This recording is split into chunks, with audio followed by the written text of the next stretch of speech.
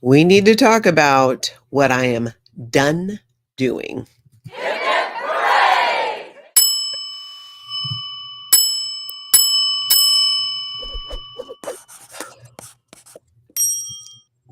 Hey, everybody, welcome. I'm Natalie. This is Scientology Life After a Cult. And my chair feels oddly, oddly high. Maybe that's more normal. I don't know. Anyways, welcome, everybody. Thank you, Mama Opal, for being here. And everybody in the live chat, thank you for being here. Big thank you to the members. Thank you for your continued support here at the channel and for being here as well. Also, Kelsey, thank you for being a member for 2 months. That is very cool. Hip, hip, hooray, and thank you. We have got some things to talk about, people, because I have about had it.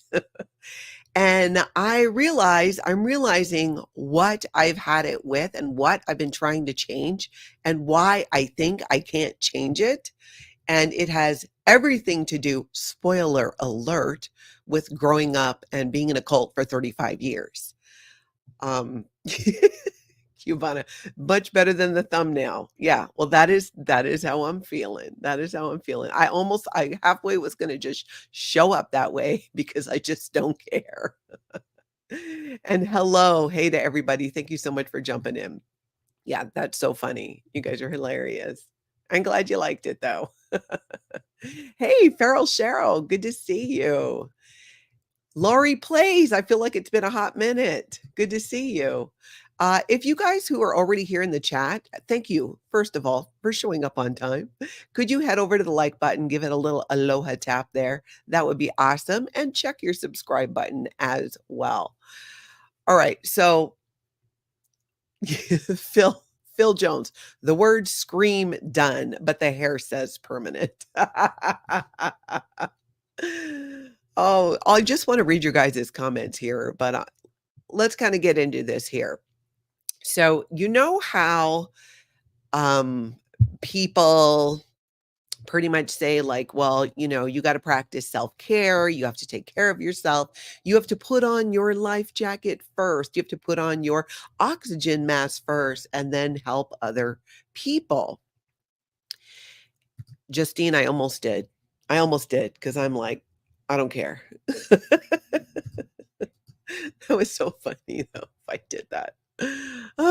Okay, so basically, when we hear that all the time, right? That you need to practice self-care, you need to take care of yourself, you need to put your mask on first and then help somebody if you're on an airplane. All of those things, we're told this. I have no idea, or I didn't have an idea of what that really meant. Because in Scientology, where I was for 35 years, from the age of 5 to the age of 40, and I've been out of the cult for 14 years now, working on, life, healing, processing, and that's so much of what I do here with you guys here on YouTube. And I love processing this with you guys because I love how you see all the things. Hey, everybody coming in, how you see all the things.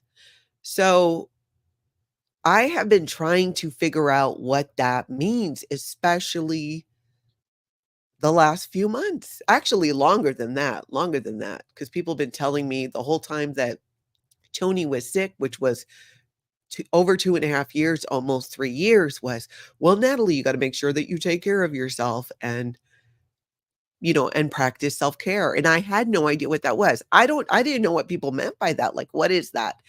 And I have been thinking about this a lot and trying different things and trying to figure out, why is this so difficult? Why does something as simple as self-care seem so hard? So in Scientology, in the cult, especially in the Sea organization, we never put ourselves first.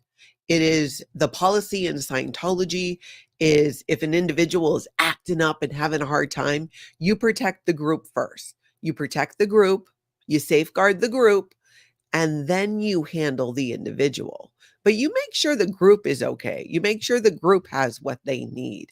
As an individual, we were indoctrinated to believe that our sole existence and value in the world, in our families, in our relationships, was solely dependent upon what we did for Scientology, what we did in our jobs in the Sea Org, what we did as Scientologists to contribute to Scientology.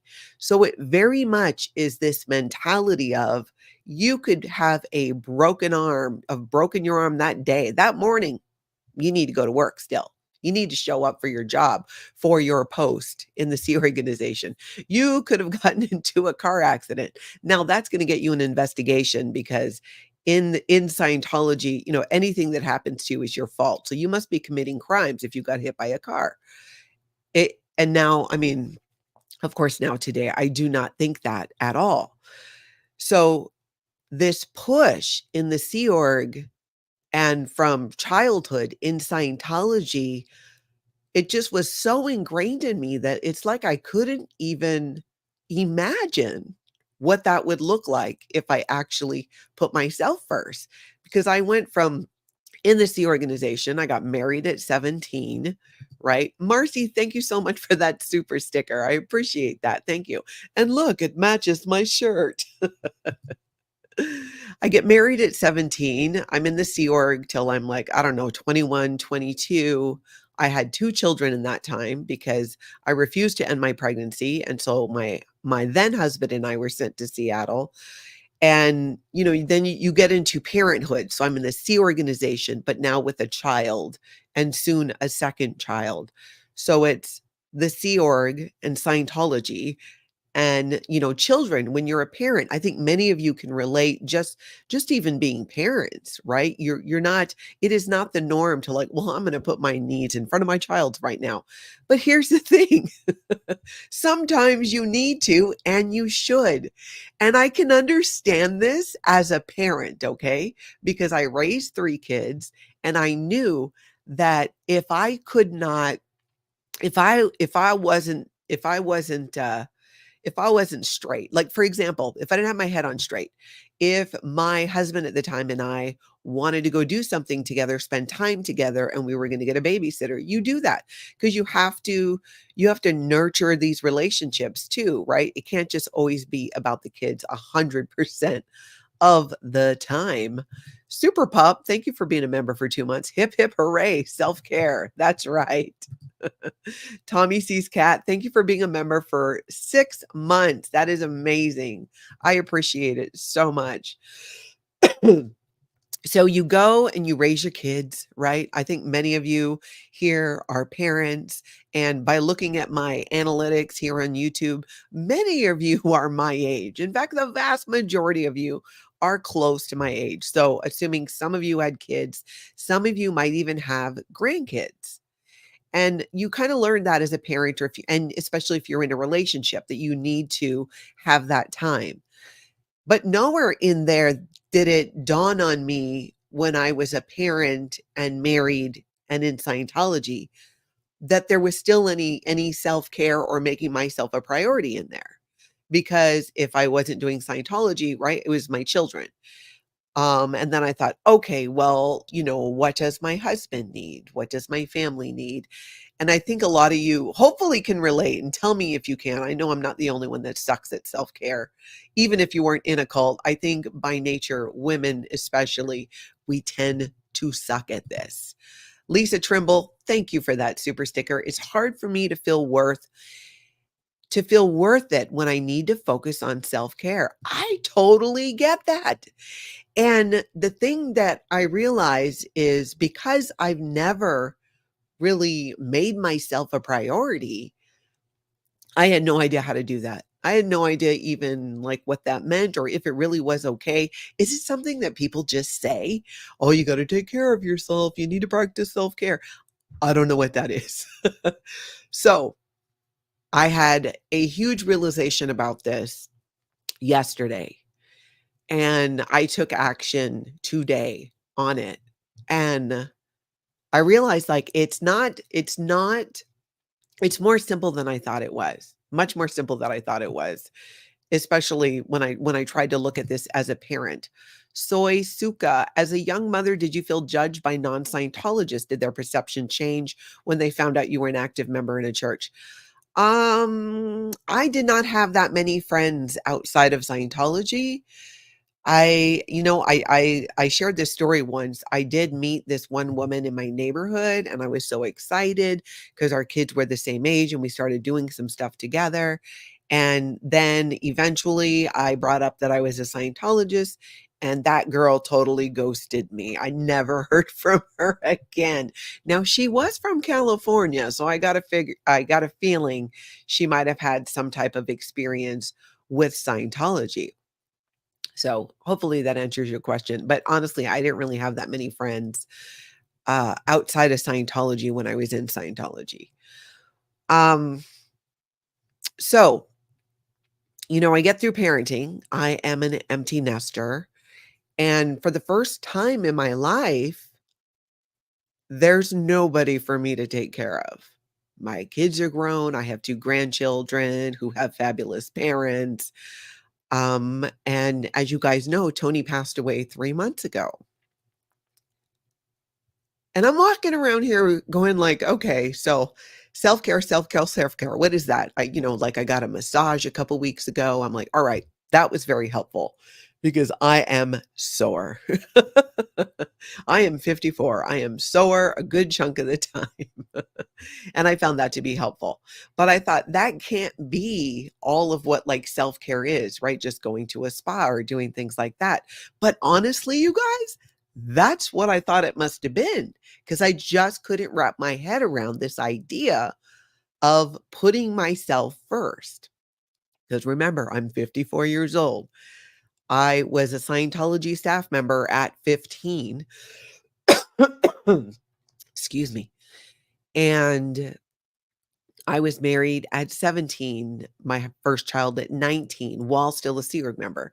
So my life has never been set up where self-care was even an option. It wasn't even on the table, okay? It wasn't a button to be pushed. And what I realized yesterday was that was the missing piece.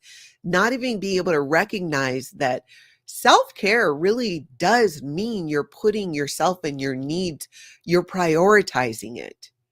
Now, in every situation, we can't put ourselves first, right? If, I was in a grocery store and it was on fire, I would want to get myself out, but I would also want to make sure other people get out safely too. Or I could just run out and there'd be nothing wrong with that either. So my the thing that I really realize I need to stop doing is not putting myself first, is not, you know, looking at a situation or things that I need to do because I've just been really overwhelmed because, there's, oh, shit. I do not want to cry.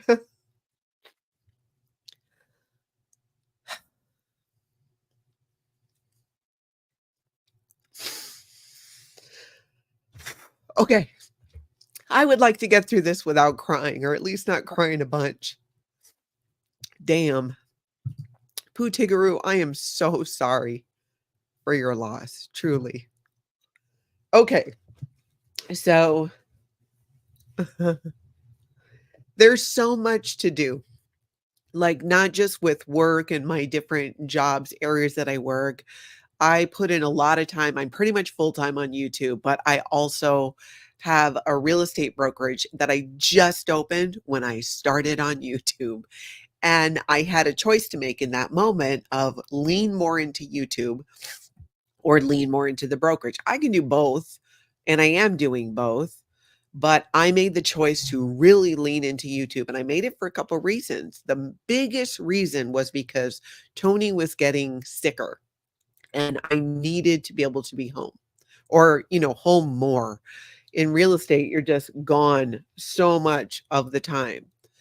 And my focus became just work and Tony, work and Tony. And God bless the man. He took care of me. I mean, he was battling cancer and taking care of me.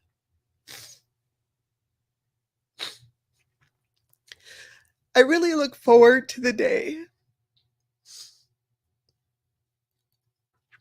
when I can talk about this without this happening. I'm told it happens, but I'm looking forward to it. So he took really good care of me in many ways. He did all these little things for me that I didn't even think to do for myself. Like he got me to take baths. I never really took baths before because I didn't think it was an efficient use of time. You see, right there. Baths are not an efficient use of time. What the hell? Turned out I love baths. I do, especially if there's a large tub. And he got me to just even, like, really lean into things that I enjoyed. So, for example, I really like this particular popcorn, and I would eat the popcorn while in the bath. That was, like, my way of branching out and, like, "Okay, I enjoy this, I like this." Thank you guys for your comments. Just hopefully someone else is crying. I don't wanna cry alone. So if you need a good cry, let's do it. Let's just do it. So he did all these things for me, like, often for a long time. We were together for almost 11 years. And it was things like he would set the lighting in the bedroom before I would go in and have, like, the diffuser going and the lighting how I like it, and maybe even some music. All these amazing things. And I realized that he was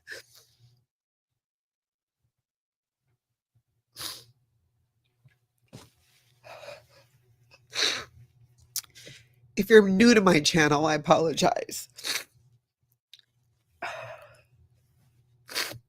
It's only been about 3 months. What he was doing were the things that was care for me, was taking care of me. Mama's Life, thank you very much for crying with me. It does make me feel better. I don't wanna make anybody cry, but I gotta tell you. Florence, thank you. Haggis Basher, you're right. You're right, you're right, you're right. See, you guys are right. It is a very human, normal reaction. Um, but those things really made me feel loved and cared for.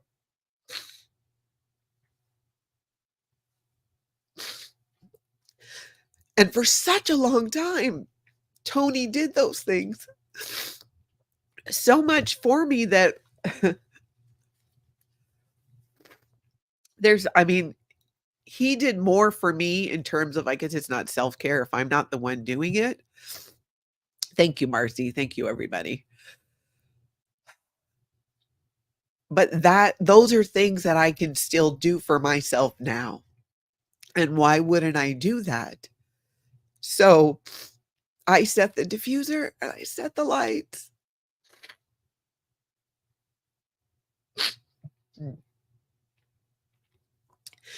And I had some music playing, and I do that before I go to bed now so that when I walk in, it's just this beautiful setting, and it's really nice. And then I realized he'd been teaching me for 11 years how to care for myself. Because as good as I was at my job, as active as I was in my community, as much as I was able to work as much as I did and still, be home and take care of him and he took care of me, self-care was not something that I ever did, and he provided that. And I realized, like, I was having a really hard time since my birthday. And I realized that, like, I need to continue doing those things for myself. I can't Work cannot be my default. And when I say work, I don't just mean YouTube. I have a couple of gigs actually.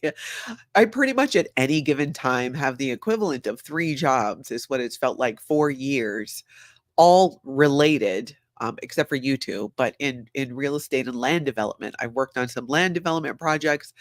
I've just done I work a ton. I've worked a ton, and that is was my focus. And Tony's focus when he was sick was to do everything he could to get better, to feel better, but he continued to take care of me. So, as I've been having a hard, it's difficult, right? It's difficult to work through grief and to have the loss of your partner, your person.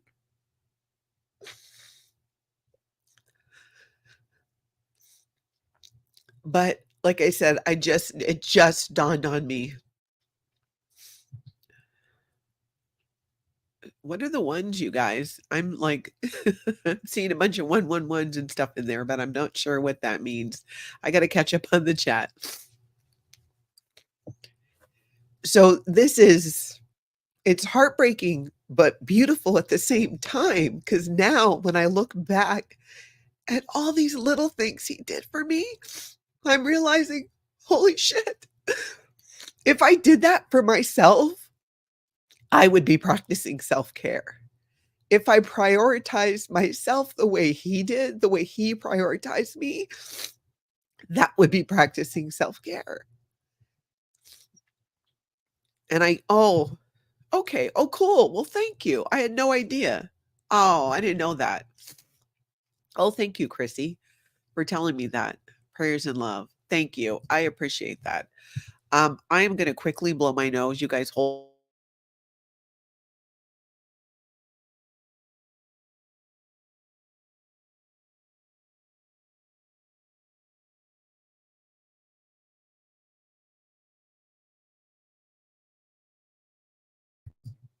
Uh, See, then I wipe off my lipstick and everything.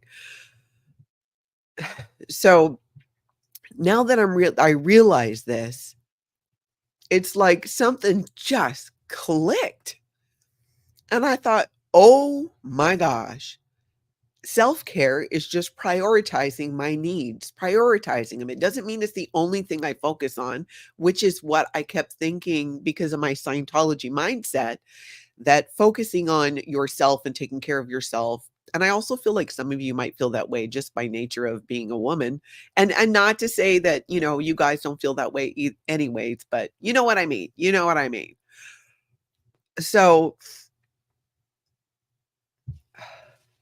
I have tears all over me. So if I can prioritize my needs, that doesn't mean that I'm not fulfilling my other obligations. And here's the crazy thing. I can see now how it would make me better at all those other things.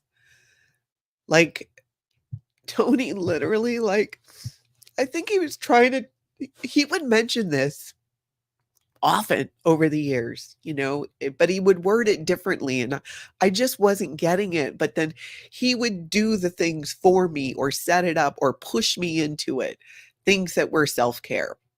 If I like had a really hard day and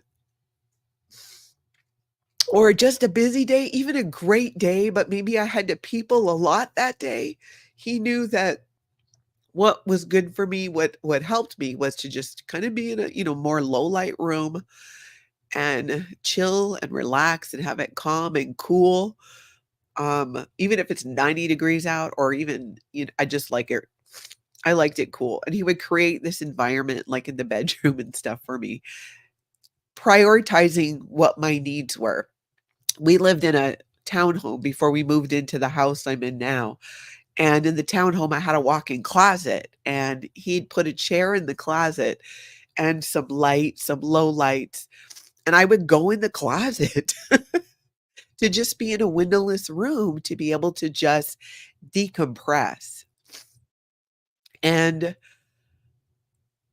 I don't know why it took me so long, it feels. Um, like I said, he's been gone for about 3 months now. But I'm realizing that is what he was doing just for years. He would tell me too, like, you should do something for yourself, and then I would be like, "Okay, I guess I'll go get a massage." But that's about, like, it. So now I'm really seeing that prioritizing my needs even mean, like, if I wanna read a book. I don't even know the last time I read a book. I do Audible while I'm cleaning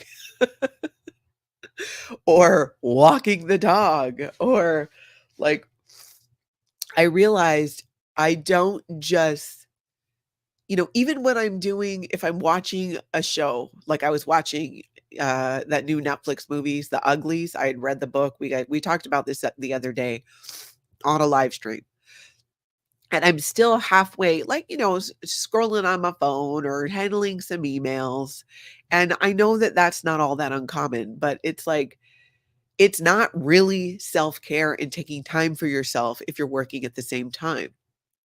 And I can't believe I am saying those words because I have literally had Tony. I've had, at least 2 neurologists tell me this, that because I was having, neurological issues with muscle spasms, and I'd gotten sick years ago, and it's just something we were working on, and I obviously got better, um, but they would tell me that it's you have to let your brain rest. And it's like, I realize I'm so often trying to do more than one thing at one time. And I just don't think that I'm realizing now that's not necessary all the time. All the time. Maybe I just watch a movie. Not that I've ever never done that. I have. But most of the time I'm trying to do something while I'm trying to relax. Oh my gosh, I need to catch him on the comments because I hope you guys are like, do the same thing because I feel like I have had this epiphany that I should have had years ago. Donna says, plus this is what Tony would want, and I do believe he's looking down on you with all the love in his heart, saying, "Take care of yourself for me, Natalie." I think so too, and I think he's also saying, "I told you." I told you for 11 years, like he did, and I'm realizing too that so much of like, that is so much of what I miss, and I'm still gonna miss him, but it didn't dawn on me till recently, like yesterday, that if I do the things that he did for me, those are the things that help me. Those are the things that, bring some kind of balance, and I'm really seeing that now. Alright, I'm catching up here on the chat. Alright, you're right, self-care is the stuff that nourishes your soul. I get that now. Like, I really get that now. That makes sense. Selma says, because of my chronic illnesses, I have a lot of energy. I have a lot less energy than normal people. I have a huge problem with self-care. You know what? I gotta blow my nose, you guys. I'll be right back.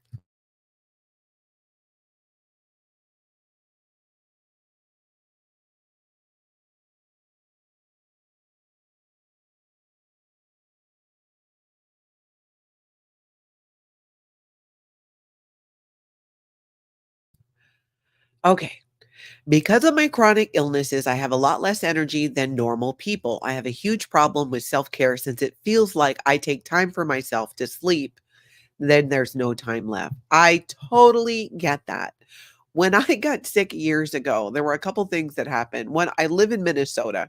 Minnesota and Wisconsin are like tick havens, just like on the East Coast. The highest incidence of Lyme's disease, Minnesota and Wisconsin are like number 2, I think, in the country. And I ended up getting Lyme disease and it hit me hard, hard. It started off where I had some tingling in my extremities.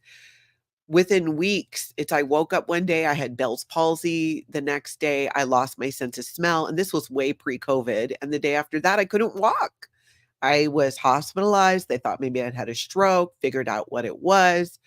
The antibiotics didn't do a ton for me, but I found other treatments, things that helped, but it really caused some issues with, neurologically. Then at the same time, which I found out much later when I saw these specialists, neurologists said that, my brain had rewired a bunch of stuff that basically, they said they see it a lot with people who've done multiple tours of duty, and your nervous system ends up basically being wacky. And I would get these muscle spasms, full body muscle spasms from my toes up to my neck sometimes. It was bad.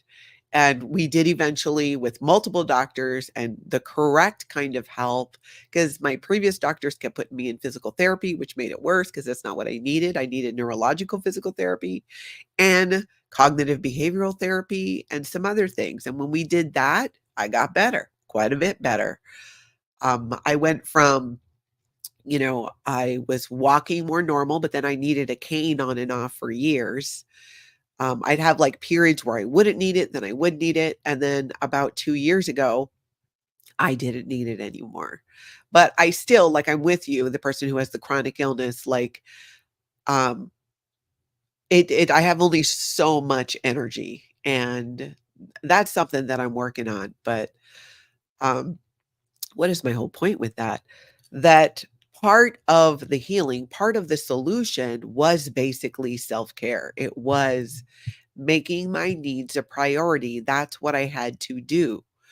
And I'm realizing, like, if I made it through all of that and, you know, with Tony doing all those things that he did for me, because I wouldn't do them for myself, and I didn't realize that at the time. Like, really, that's what self-care was about. I wasn't prioritizing my needs, he was. He prioritized it. He would even tell me like, "Hey, maybe instead of," like when his kids were younger, "Instead of doing this with the kids, why don't you go and do this? And let him handle that." And he was always trying to prioritize my needs, and I thought it was the weirdest thing, to be honest, because 1, no one had ever done that for me. You don't grow up.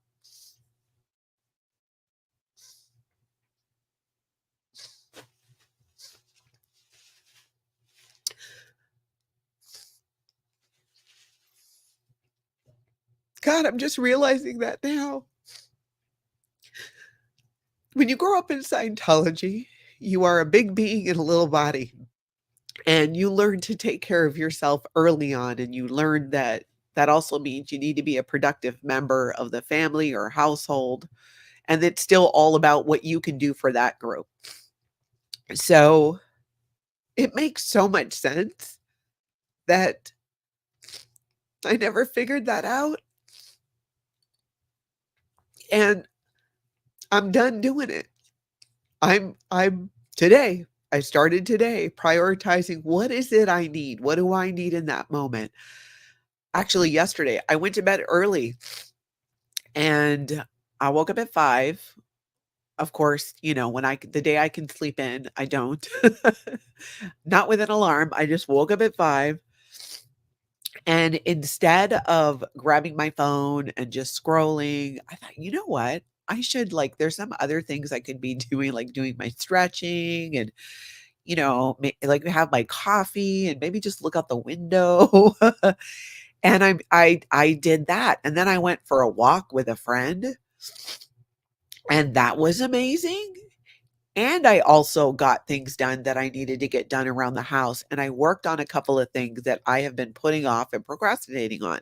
I didn't get them done, but I worked on it, and I've just been marinating in this all day of, like, it's just prioritizing my needs. It is not rocket science, but it feels like it, because people have used those words with me. They've tried to explain it to me. Friends, some of you even here on YouTube have talked about self-care, and I honestly just didn't know what that was.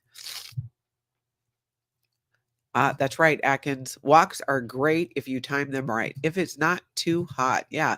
Sharon says we women are multitasking so much, we don't truly know what letting our minds clear and be quiet is like. Girl, yes. We have to consciously make time for it so we can learn to do it subconsciously. Yes, exactly. Eat more pizza now. Yeah, it's hard to find a new normal. Absolutely. Absolutely. That makes so much sense to me. It's like you have to figure out how to, it's a new routine, it's a new habit. And that's what I realize is I just have to change the habit. My habit is to pretty much work all the time. And then sometimes I do something that's not work. And even then, it's somehow tied into work usually. Because if I do stuff out and around my community, it's networking, for the brokerage. Hold on. I can't see through my own glasses. Oh, there we go. Karen says that's a good practice. Asking yourself, what am I needing right now? Yeah, exactly. Oh, the Holy Rogue genius. Don't forget about these breakthroughs for your book. Yes, I should be journaling about this. I should be writing it down. I don't even journal. I need to. That would be prioritizing my self care, prioritizing my needs. Absolutely. Um, Ara says, I recommend Full Catastrophe Living by John Kabat-Zinn. He created mindfulness as a therapeutic modality. He worked with people who are terminal and needed support to get through it. Oh, that's cool. Yeah, I'll have to check that out. Marcy says, I get it where you're coming from. When you don't know until you do. Exactly.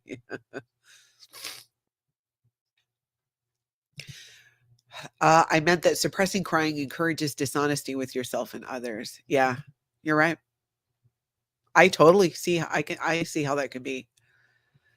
Gina says what I'm describing is mindfulness. I have the same story regarding these behaviors, and Eckhart Tolle says what you just said, the joy of folding one's pajamas, for example.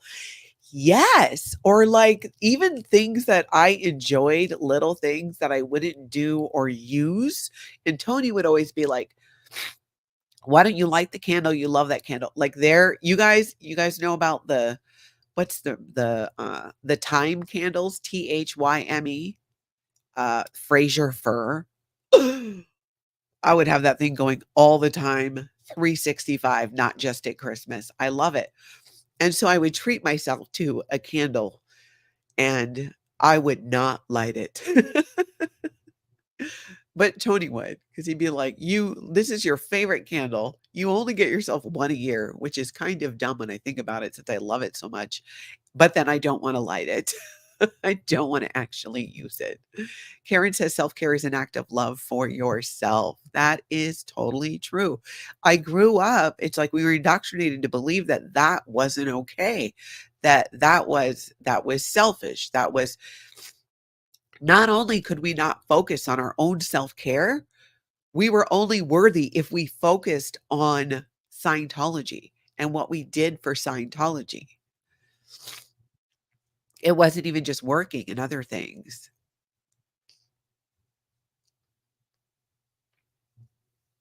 Jordy says, I didn't know. I didn't know recently that producing as a child is what kept me safe. So being overproductive is something I'm really having to try and correct now. Yeah, Jordy, are you an ex-Scientologist by chance? Because I'm curious. People never in Scientology, if it's a kind of a similar thing, but maybe there's a different cause. Because I've seen it. Like I've had friends who have never been in Scientology who have talked about, self-care, mainly when it comes to, if they have children and a job and needing to carve out some time for themselves. Yeah, Kestrel. I like to savor things like this candle. Yeah, exactly. And I've been trying to light the candles. I have. I've been trying. It's hard. It's so hard because I find one I really like. Like I brought one home from Hawaii, a plumeria candle, and it's small. I got it at the farmer's market and I lit it last night. I loved it.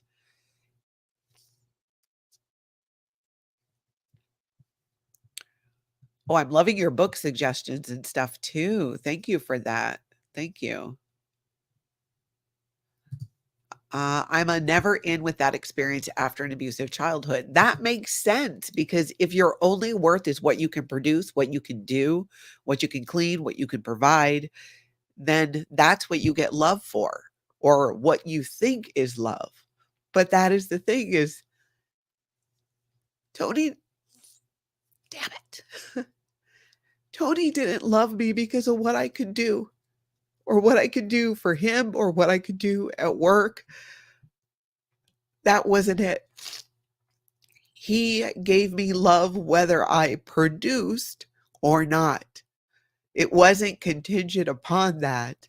And I think that when you've grown up that way, and many of you too, who if you grew up in a high control group or an abusive situation, and if you want to keep the peace, you're doing things around the house, whatever it is, you're not really focused on yourself and your needs. Even as a child, because nobody's focused on yourself and your needs. So that why would that be normal? And then the adults around me with the same thing. In the Sea Org, people aren't prioritizing their individual needs. They're prioritizing the needs of Scientology. And that is validated. You are rewarded when you prioritize the needs of Scientology. You're given admiration, probably something close to love, but it's not love because it's very much dependent upon the work that you do. It's also freaking transactional. And that's the kind of thing too that I'm realizing, like, I'm done with that. It's these transactional, in work, right? I mean, you need to do that to a degree. But people who love us or care about us, they just do. Doesn't matter what we can do or we can't do. And I'm really seeing that, and I'm realizing that that is something that Tony did all the time. He always loved me no matter what. It wasn't about that. He liked that I could do things and was effective and efficient, but he would tell me all the time that it was almost too much. He'd say it's like most people, he said a lot of people, growth would be like making their bed. And for me, it would be not making it, like not doing the what now I'm supposed to, the things that I'm supposed to do, or I'm expected to do. Now, I like a made bed, so I continue to do that. Please bear with me. I'm going to blow my nose. I'll be right back.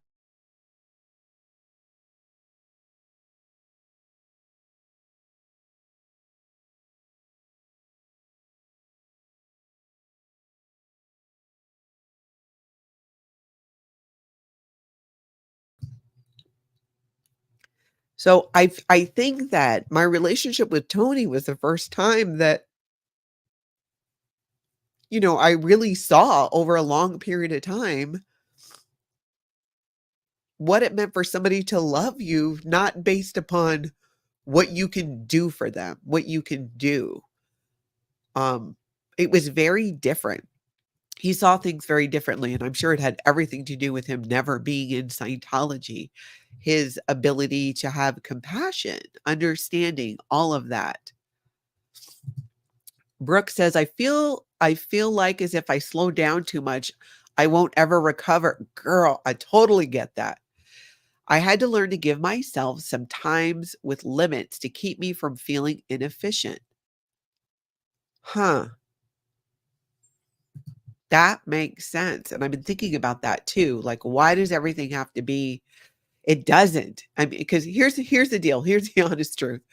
I am now, like, I'm getting back to work, like, on my other jobs. I've been pretty consistent with YouTube because this is basically one of my favorite things to do, but not so much the other things in my life. And that now I'm like, okay, I got to start getting back more and engaging with those things. And I have been for the last couple months. But what I realized is I just fell off the face of the earth. Outside of YouTube, people who live in my community, people that I work with, I have fallen off the face of the earth. And I'm starting to re-engage again. And I'm seeing that even that, like, I'm not going to go back to how it was. I'm not going to wait until once I get all these things done and maybe I have some time and then maybe I can do this thing over here for myself. No, I am done with that. I'm gonna do me first. And I did that today. And you know what the crazy thing is that happened? I still got a lot done. I couldn't believe it. I prioritized my needs. I thought about what I needed earlier today and I did it. And then I went ahead and, did my other responsibilities and things. And I couldn't believe how much I got done. I even started on one of the projects that I've been procrastinating on that I really need to get done. It's been hard for me. Like it's been difficult to not be able to do things like because of the grief, because of what happened. I've been pretty good about, like I said, on YouTube because I love doing this and it is a break for me, obviously, except right now. But even this is good because it's helping me. But it's I love doing it. So that's the thing I've been prioritizing. And then, but I've had other work that's just not been getting done. And the thing I realized is the world didn't end. The world did not end. Nobody freaked out. No one's upset with me. There are some things I need to get caught up on and some things that I need to do, but there is no, lion there waiting to eat me.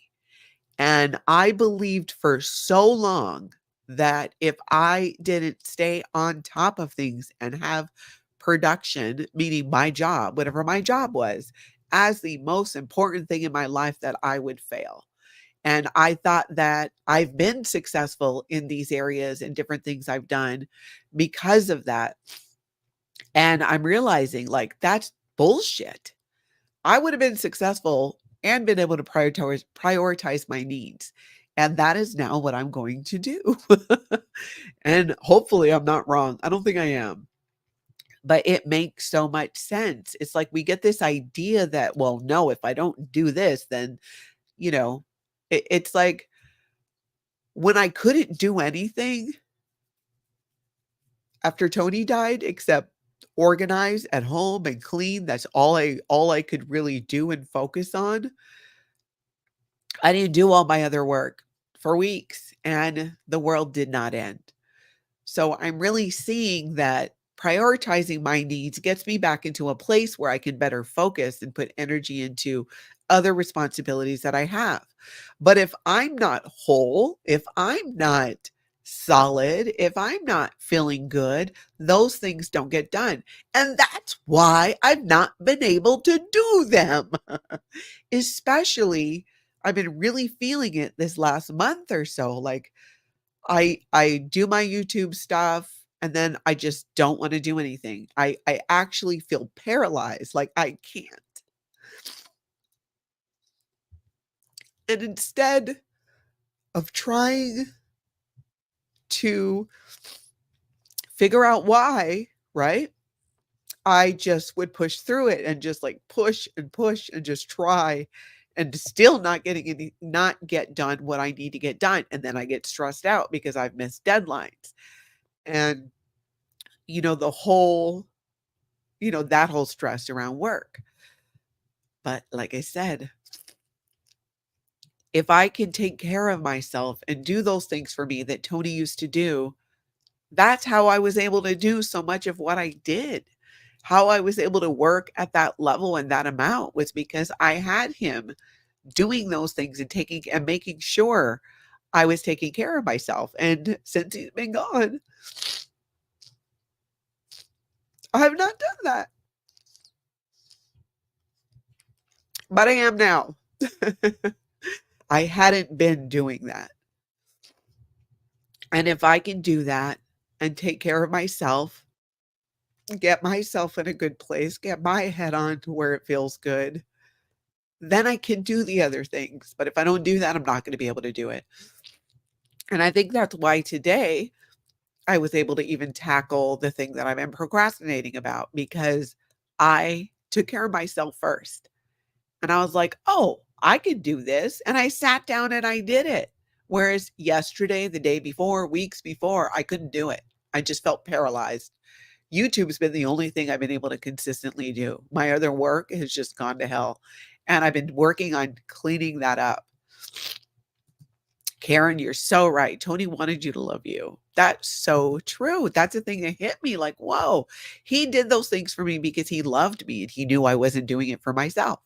And because he did that, I felt I felt more whole and good because he would force me to take my time for me, and then I could be productive and do these things. It just seems so simple. Gotta blow my nose. Hold on, be right back.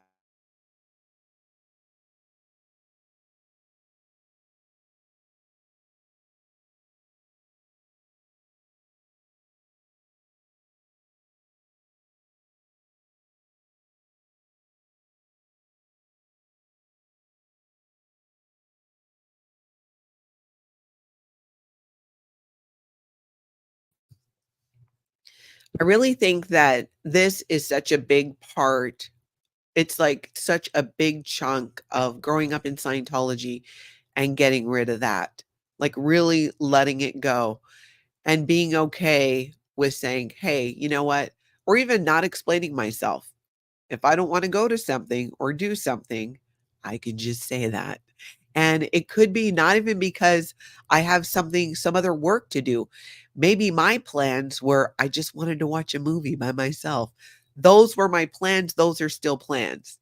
So, it's okay for me to say no to something because I'm prioritizing what my needs are, what I actually wanna do for myself. It's just blowing my mind. Shelley, you're right. Some things are not simple. Sometimes things are beautifully complicated. Or we complicate it. I feel like I have complicated this for years because of my upbringing and time in Scientology.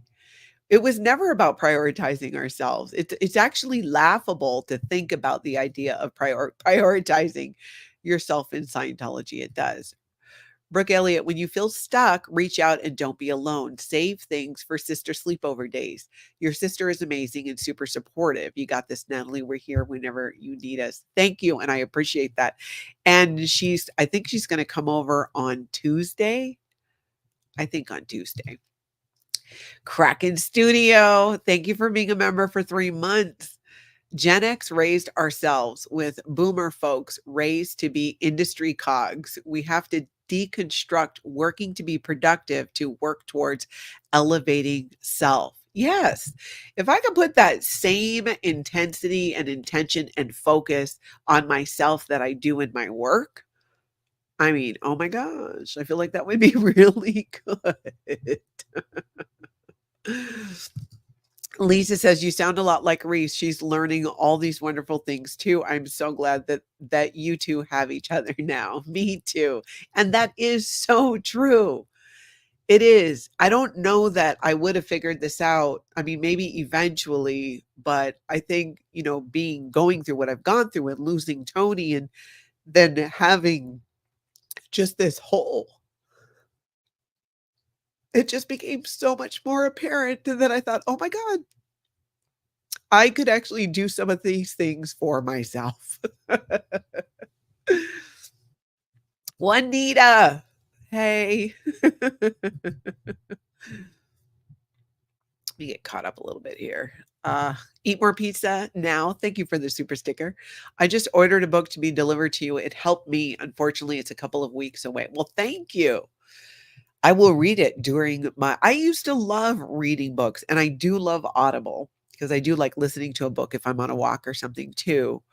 But just sitting and reading, I've just not done that in such a long time. And I did it for years, for decades. It was one of my favorite things to do as a kid. So I even like got a Kindle because they make the print in the book smaller now. I'm convinced that books are being printed with smaller print. It's some kind of bizarre conspiracy. So the Kindle, you can make it bigger. But I've not used it. And I got it like weeks ago. Marcy says, yes, you were trained and brainwashed not to care for yourself at a very early age. Yeah. And not only that, but to like that it was something so bad to do. It was something so selfish and horrible because Scientology is all about the group. L. Ron Hubbard says, even you protect the group, then you handle the individual. Like if somebody's having a hard time or having trouble, it's just crazy. It's just crazy. Gerald, right. Unfortunately, income has a lot to do with it. Financial security gives you the freedom of choice to do what's important to you. Without it, you're less free. That's what I'm experiencing. Hey, I totally get it. If I won the lottery tomorrow, my self-care would look very different than what I do for myself now. And I'm really seeing it's like the simple things. It's, I just have a list of things that I want to start doing for myself. Karen says, if you can. If you can't. It's all okay and it's a process. That's right. That's a saying in Hawaii we say is, if can. If cannot, cannot. And it's that simple. I cannot wait till that book comes, Pizza. I'm really excited about that. Thank you. Jordy, I set 45 minutes aside twice a day just for me. Morning is for working out and night is for meditation or quiet time. Self-care doesn't have to cost money. Exactly. And that's one of the things I want to do is start meditating, just having that quiet time. I would love to hear in the chat. And if you're catching this on the replay, jump in those comments. What do you guys do for self-care? I love this.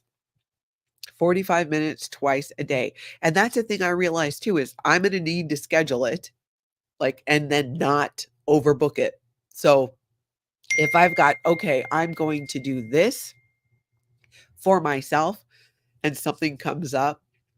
And in the past, I would have gone, oh no, I got to do the work thing. Push that aside. No, unless the work thing is an outright emergency, I'm not pushing it aside. Sin K, I make sure to read every night for myself. I love that. Nico, I just finished Rocks Part 2. Is that a book? You got to tell me. Let's see. T. Racy, we are all learning this life lesson, whether in or out of Sciento, it's learning to give ourselves grace. That is so true. Loving yourself the way, loving myself the way that Tony loved me is something I want to learn how to do. Because that's the other thing. I'm like, whoa, it's you. God, I hate the crying. I'm so fortunate that I was able to experience that.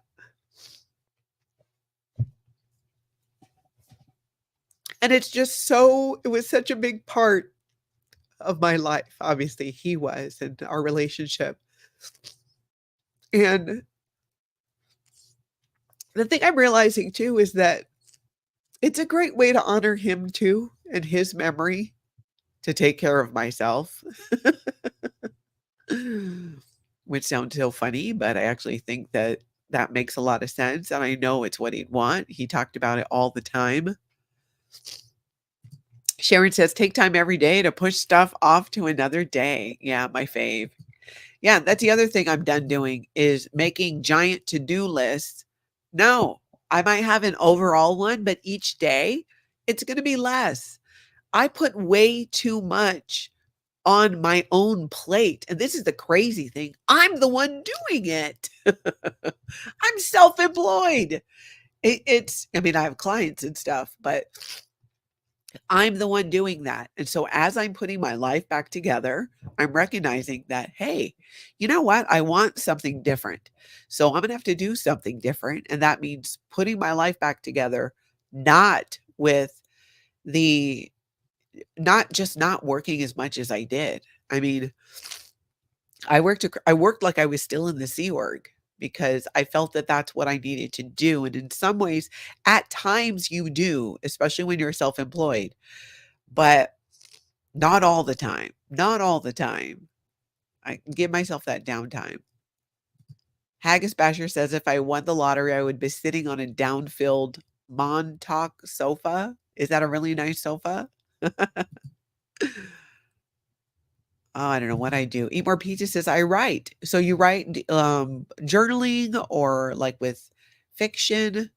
I'm curious. Cubana Chica says, "Reading is my go-to." I love that. Haggis Basher, "I love walking." I love walking too. That's something I've definitely enjoyed doing. Let's see. Holly says, "Natalie, you're part of my self-care. I spent time in my craft room listening to you. Lately, I've been neglecting even that. Tomorrow, instead of house cleaning all day, I'm catching up with you." I love that. I love that.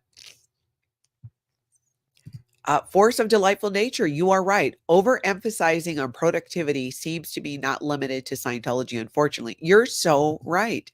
I see that too, because I mean, I see it on television, I see it on the news, I see it with other people. Carol, I hope you feel better soon. And I'm glad you're here with us, and hopefully it'll cheer you up. Kitty, you write your feelings in the notes on your phone. That's a good idea. Kel says, "Natalie, your piecing today together second by second is phenomenally generous. You are showing me personally our pace of heavy heart recovery is different person by person, minute by minute." Well, thank you, Kel. Thank you for that. That is true. We are just kind of it's that pace. It's and that's kind of like part of my big realization is I don't have to work at that pace.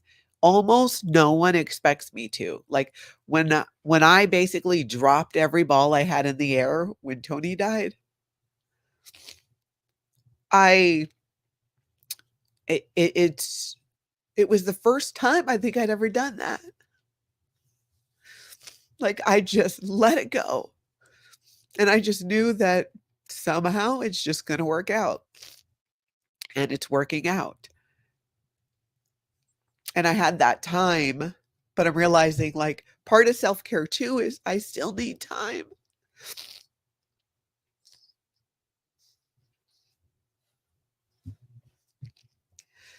I realize, like, I have to make time for grieving, and you can't schedule it. I tried, trust me, I've tried. But I do need to make sure I have time for it, and if my schedule is booked so much, I don't have time for it, and then I'm just distracted, and then I'm not actually dealing with it. I'm not actually processing it. And that's what I was doing too. It's like I just went, from one not doing anything on my other work to then doing too much of it. Now I'm like, okay, I think I'm seeing this now. Juanita says reading, writing, listening to music, walking. I love that. Lisa says meditation. Oops, why is this not clicking? Meditation prayer has saved me. I have a mantra that I repeat in my head over and over again. When I'm sitting at red lights or stuck in traffic, I do this out loud. I love that. Linda says, "I lost my husband of 48 years. My only child, she was 30, two brothers and a best friend. And 2 days ago I found my dog dead." Oh, Linda. So sorry to hear that. That's a lot, girl. So hopefully you're doing some things to prioritize your needs for sure.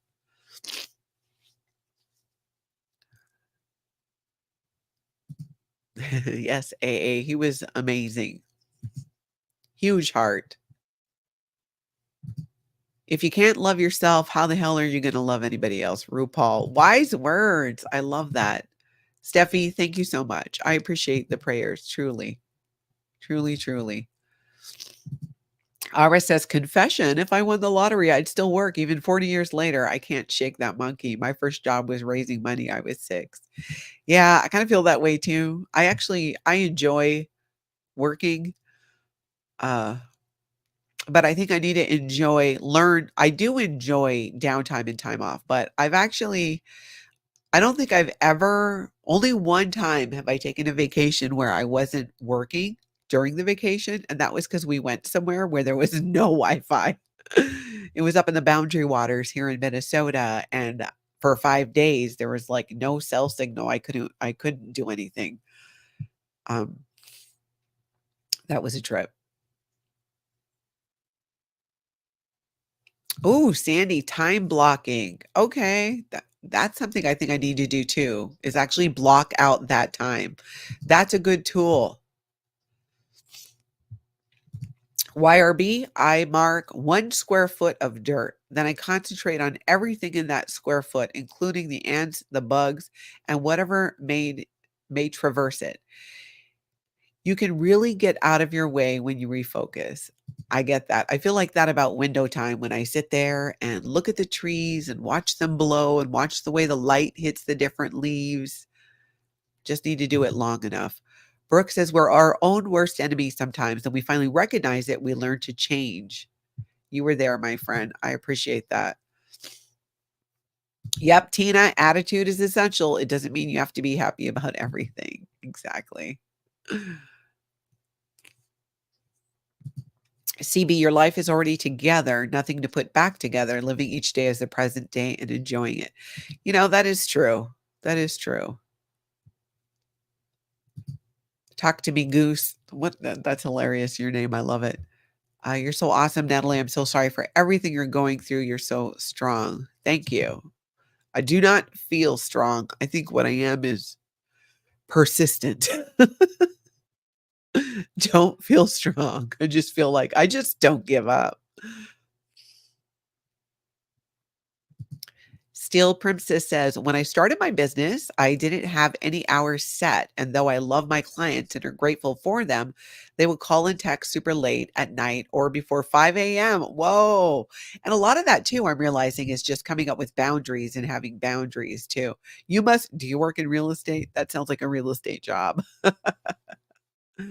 Haley, great tip. Try using voice record on your phone to journal. I like that. Probably helped me too. I did start working on my book again. I am happy to say that. Everyone or grieving is on your timeline. Everyone grieves differently. That is very true. That's so true. And me and Taz, you're right. 3 months is not a long time. Give yourself a chance. It's 100 days on Wednesday. I've been counting the days. Donna, thanks for being a member for 3 months. We need you, Natalie, just as much as you need us. Tony knew that. It made me feel good that he thought enough of us to trust us with your care. That's true. If you're new to my channel, there are a couple videos that Tony did with me, and his whole thing was, hey, creating this community and knowing that I could lean into it in the after. We always called it the after he passed, because he knew he was dying. And this is definitely how it has worked out. The Scrapbooker, thank you for being a member for 6 months. I appreciate that. Watching YouTube, watching TV, and diamond painting is my self-care. Nancy does diamond painting. I'm always amazed by it. Laurie, thank you too for being a member for 6 months. I almost never do these things. See, Laurie, you got to do it too. Ooh, Sin, I even started to take naps while listening to classical music. I like that. I like that. God, you guys are smart. Wise. Brooke, hip hip hooray. Thank you for becoming a member. Yeah, lists are good, Trixie, making list. Scooter Mom, thank you for being a member for a month. I love seeing you learn to take care of yourself. Yeah, I can't believe it. I'm just like, duh. Mobile bar business? And they would call you like before 5? That's crazy. Steelers Princess, thank you for becoming a member as well. Hip hip hooray. I appreciate that. Gina Marie Torino, thank you for the super chat. This is about your hair and your genius hairdresser. I raved about it to Liz Gale. We got you. You know what? The woman who does my hair, I see her as well, because when I leave there, I feel like I mean, maybe a lot of you feel like this with your hairdresser. Not like I just had a therapy session, but just, she's just so wise and caring and loving, and she has her salon in her own space. So I hadn't seen her in a year. Um, because as Tony got sicker, it's like I just dropped all that stuff, hair, nails, everything. I just let it go. And I've seen her now twice since he passed, and that is definitely self-care for me because it's just she's not just good at her job, she's just I love being around her, and she's just very relaxing. Pamela says, "Big loves. Natalie, yesterday I meditated while I did a face mask, then I moisturized.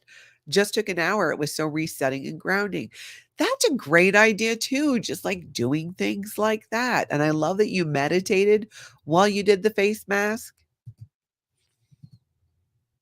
Carol says, "I'm sitting on my patio listening to you and glad to be here." Thank you, Carol, for being here. Holly says, "100 days is a blink in an eye, honey. Give yourself some grace. Diamond painting to Natalie sets my world to rights." I love that. Martina came for Natalie, stayed for Tony. You'd love that. Yeah, Lily, nature too. Absolutely. And thank you on the hair comment. I have that fabulous hairdresser. Plus, she showed me how to do the rollers so I can get a little bit more of the poof there, which you guys all saw in the thumbnail. Funny thing is, I accidentally took that picture because that's basically what I look like when I prep for the show. What's in the thumbnail, because I get up, I'll like put the rollers in, and then I just start doing my lineup and all of that. And yeah, I screenshot the thing, and I'm like, that photo's hilarious. Shelly says, "My mother was a hairdresser for most of her life. People love talking to her. It's very therapeutic." That's so true. That's so true. And Carol, don't worry about being a member. You're here, and that is fantastic. I know I need to get together with Reese. I told her I want to come out to Nashville, meet up with her, maybe do some protesting at the org there. She was out there the other day. I'm gonna have to highlight that tomorrow. Please, no thumbnails with a facial mask. The hair rollers was enough. Me and Taz, I love that you know me so well to know that, yeah, that was like, I was thinking I should do that. Uh, yeah, it was a crazy photo. But yeah, that's pretty much how it looks when I'm getting ready in the morning.